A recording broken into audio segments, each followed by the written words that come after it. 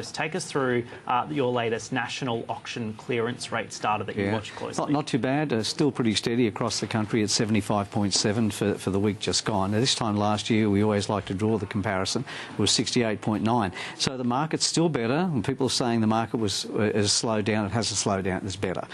Sydney was the best at 78.8, Melbourne at 76.8.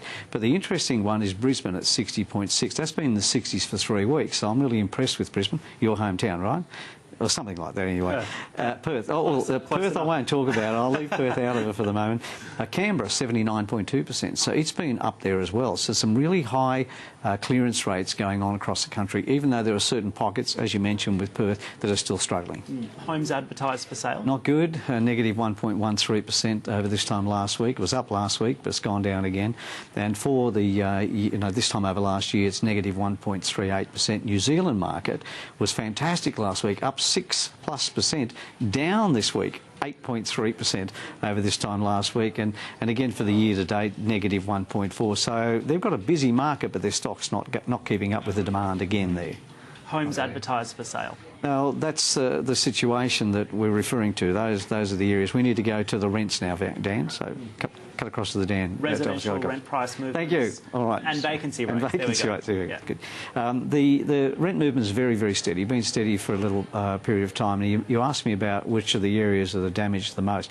Perth is negative 6.34% still this week over the start of the year in rents, and Darwin is 8.79% negative in rent, so rental income. So they're really, really struggling, those two capital cities. So that's what I was saying. You put vacancy rates and you put negative rent movement, you put higher interest payments, people get into trouble.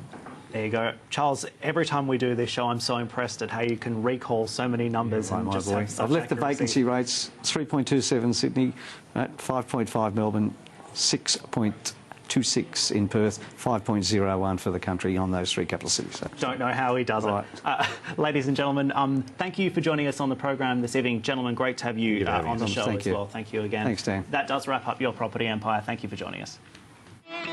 The information featured in this program is general in nature and therefore should not be relied upon. Guests appearing on the program may have commercial arrangements with some of the companies mentioned.